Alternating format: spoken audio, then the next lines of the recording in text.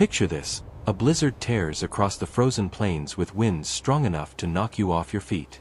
The temperature has plummeted to -40 degrees Celsius. Your modern home with central heating and insulated walls would struggle in these conditions.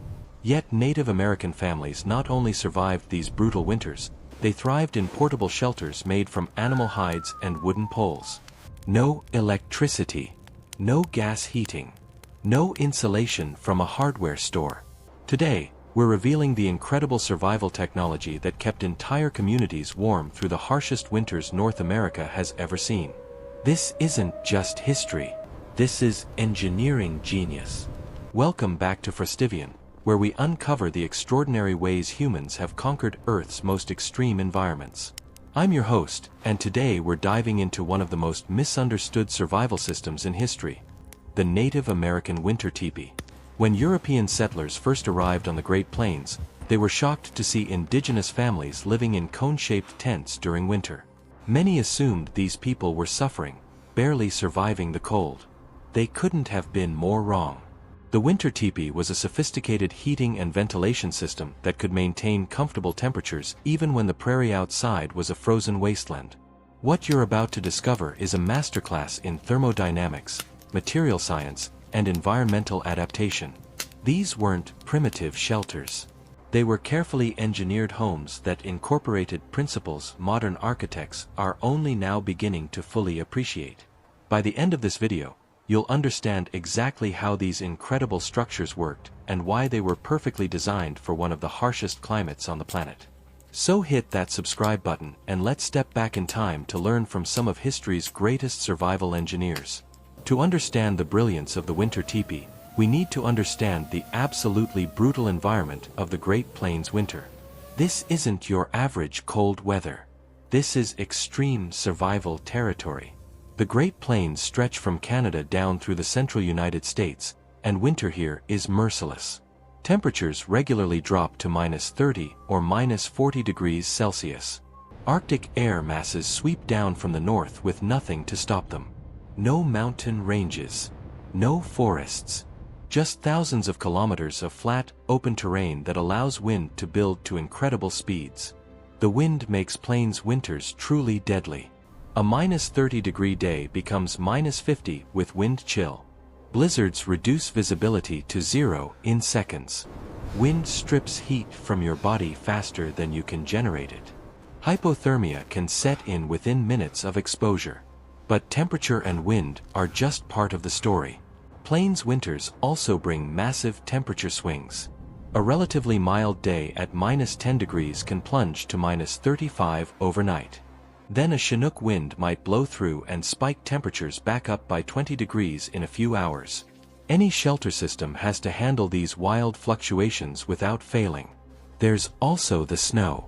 Not the light, fluffy snow of movies, but heavy, wind-driven snow that packs into drifts 3 meters high. Snow that can bury a poorly designed shelter. Snow that makes gathering firewood nearly impossible if you haven't prepared properly. The Native American peoples of the plains, particularly the Lakota, Cheyenne, Blackfoot, and Crow nations, lived in this environment year-round. They didn't migrate to warmer climates for winter. They stayed, hunted, raised families, and built thriving communities. The winter teepee was their key to survival. The teepee might look simple at first glance, but every single element serves a crucial purpose. Let's break down this engineering marvel piece by piece.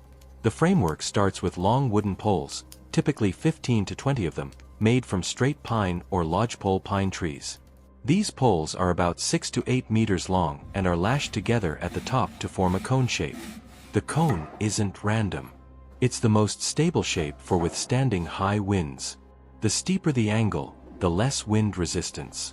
Storm winds that would flatten a rectangular tent simply flow around a properly pitched teepee.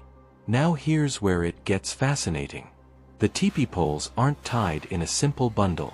They're configured in a specific pattern with 3 or 4 poles forming the initial tripod, then the remaining poles laid into the V-shaped pockets created by this foundation.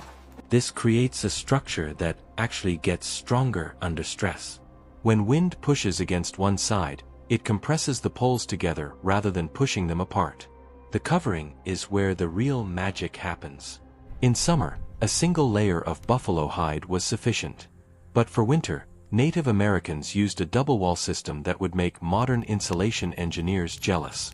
The outer covering was made from 12 to 20 buffalo hides sewn together with sinew. Buffalo hide is naturally water-resistant and incredibly durable. But one layer isn't enough for -40-degree weather. The inner covering, called a dew cloth or liner, hung from the poles about 2 meters up from the ground and extended inward toward the center fire. This created an air gap between the outer wall and inner wall. That air gap is the secret. It works exactly like double-paned windows in modern homes. Air is a terrible conductor of heat, so the trapped air layer prevents warmth from escaping through the hide walls. But the liner does something even more clever. It forces the rising warm air from the fire to travel up along the outer wall before exiting through the smoke flaps at the top. This creates a continuous flow of warm air along the coldest part of the structure, preventing ice buildup and maximizing heat distribution. The central fire wasn't just for cooking. It was a carefully managed heating system that required real skill to operate efficiently. Native Americans understood fire management at a level that would impress modern survival experts. First, the fire pit was dug shallow in the center of the teepee, usually about 30 centimeters deep and lined with stones. This positioning is critical. The center point allows heat to radiate equally in all directions. The shallow depth means the fire doesn't consume too much oxygen and prevents dangerous carbon monoxide buildup. The type of wood mattered enormously. Dry hardwoods like ash or oak were preferred because they burn hot with minimal smoke. Wet wood or softwoods create excessive smoke, which would make the teepee unlivable. Native Americans would collect and store firewood during autumn, keeping it dry under protective covers throughout winter. Running out of good firewood wasn't just inconvenient. It could be fatal. But here's what most people don't understand. The fire wasn't kept roaring all the time. During the day, when people were active and generating body heat, a small fire was sufficient. At night, the fire was banked with ashes to create a slow-burning coal bed that would last until morning. This conservation approach meant less wood consumption and more stable temperatures. The smoke flaps at the top of the teepee could be adjusted using external poles. On calm days, they opened wide to allow maximum ventilation. During storms or high winds, they could be partially closed and angled to prevent snow from entering while still allowing smoke to escape. This adjustment system required understanding wind direction and weather patterns. Inside temperatures could reach 15 to 20 degrees Celsius even when outside temperatures were -40. That's a 60-degree temperature difference maintained by nothing more than buffalo hide, trapped air, and a well-managed fire. The temperature gradient was carefully controlled. The ground level stayed cooler, encouraging cold air to settle. The sleeping areas on raised platforms stayed warmest since heat rises naturally. As autumn turned to winter, Native American families didn't just hunker down. They actively winterized their teepees using techniques that demonstrate deep environmental knowledge. The first step was finding the right location. Winter camps were typically established in river valleys or areas with natural windbreaks like hills or tree lines. The goal was to block the worst of the prairie winds while maintaining access to water and firewood. A teepee placed on an exposed hilltop might be impossible to keep warm regardless of how well it was insulated. Once positioned, families would pack snow around the base of the teepee, creating a snowbank that extended up about half a meter. This seems counterintuitive, but snow is an excellent insulator. That packed snow prevented cold air from seeping under the bottom edge of the hide covering.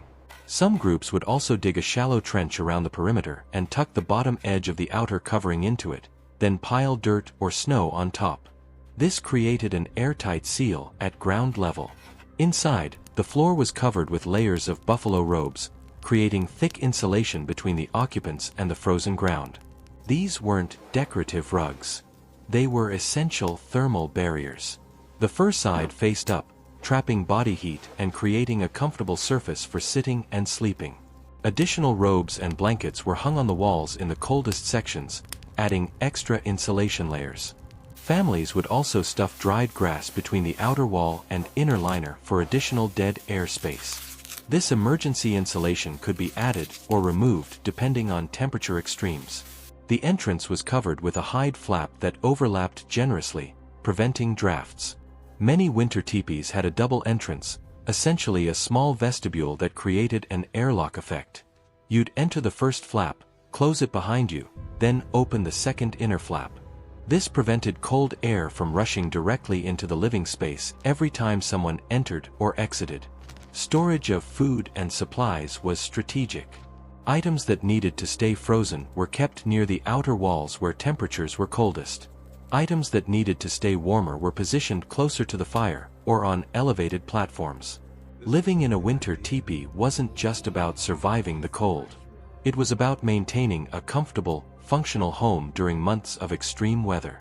The interior layout was carefully organized to maximize efficiency and comfort. Sleeping areas were positioned on raised platforms around the perimeter, about 20 to 30 centimeters off the ground. This elevation put people in the warmest air layer. Beds consisted of willow frames covered with thick layers of buffalo robes and furs. Between the platform elevation and the insulating bedding, people slept comfortably even on the coldest nights. The fire area doubled as the social and cooking center. Women managed the fire and prepared meals using techniques that minimized smoke and maximized efficiency. Stews and soups were common because they could cook slowly throughout the day, providing both nutrition and additional humidity that made the dry air more comfortable. Clothing storage, tools, and supplies hung from the teepee poles or were stored in rawhide containers called parfleches. This kept items organized and prevented clutter on the floor. Weapons, clothing, and ceremonial items all had designated positions. Ventilation management was a daily task. The smoke flaps needed constant adjustment based on wind conditions. Too open and heat escaped unnecessarily. Too closed and smoke filled the living space. Experienced families could read the wind and adjust the flaps to create a perfect draft that pulled smoke up and out while retaining heat. Moisture control was also critical. Breathing, cooking, and body heat all create moisture. In extreme cold, this moisture would freeze on the inner walls if not managed properly. The air gap system helped, but families also ensured proper ventilation and would periodically brush frost off the inner liner before it could accumulate too heavily. The buffalo hide teepee represents one of history's most sustainable shelter systems. Every material came from the environment and returned to it completely when no longer needed. A single teepee required 12 to 20 buffalo hides depending on size. This seems like a lot, but consider that Plains tribes relied on buffalo for food, tools, clothing, and shelter. Every part of the animal was used. The hides for teepees came from the same animals that provided meat for winter survival. Nothing was wasted. These hides were carefully tanned and treated by women using traditional methods passed down through generations. The tanning process made the hides supple, water-resistant, and incredibly durable. A well-maintained teepee covering could last 3 to 5 years before needing replacement. When hides wore out, they were repurposed for clothing, bags, or other uses. The teepee poles were equally valued. Families would transport their poles when moving camp because good, straight poles were precious. In areas where timber was scarce, poles were cared for and maintained for years.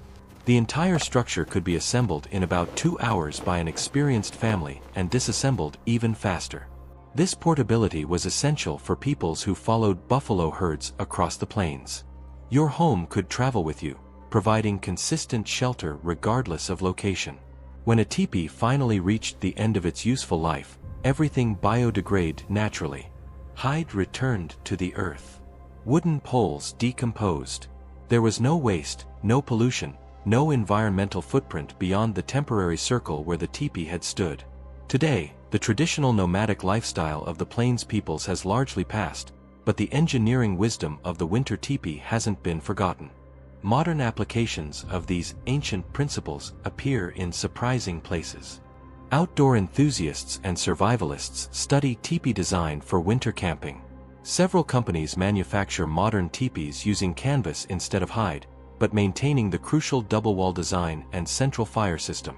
These modern versions prove that the basic design is as effective today as it was centuries ago. Architects studying sustainable design look to tipis as examples of passive heating and natural ventilation. The air gap insulation system, the use of renewable materials, and the efficient smoke management all offer lessons for modern green building. Emergency shelter designers have adapted tipi principles for disaster relief. The cone shape's wind resistance and the rapid assembly time make it ideal for temporary housing in extreme conditions. Indigenous communities are working to preserve and teach traditional tipi construction and winter survival skills. Cultural programs ensure that young people learn these techniques, maintaining a vital connection to ancestral knowledge. The tipi also reminds us that technology doesn't always mean complexity. Sometimes the most elegant solutions are the simplest ones, refined over generations of real-world testing. The Native American winter tipi stands as a testament to human ingenuity and adaptation. Faced with one of the harshest winter environments on Earth, Plains peoples created a shelter system that was portable, sustainable, comfortable, and remarkably effective. They understood thermodynamics without textbooks. They mastered material science through observation and experience. They created climate control systems using nothing but natural materials and generations of accumulated wisdom. Keeping a family warm and safe at -40°C using animal hides and wooden poles isn't primitive. It's brilliant. These survival technologies weren't lucky accidents. They were the result of careful observation, continuous refinement, and deep respect for the environment. Modern society, with all our technology, could learn valuable lessons from the sustainable, efficient systems Native Americans perfected. If this story of survival and innovation fascinated you, you're going to love what's coming next on FROSTIVIAN. We're exploring survival techniques from the world's most extreme environments, uncovering the brilliant adaptations that allowed humans to thrive anywhere on Earth.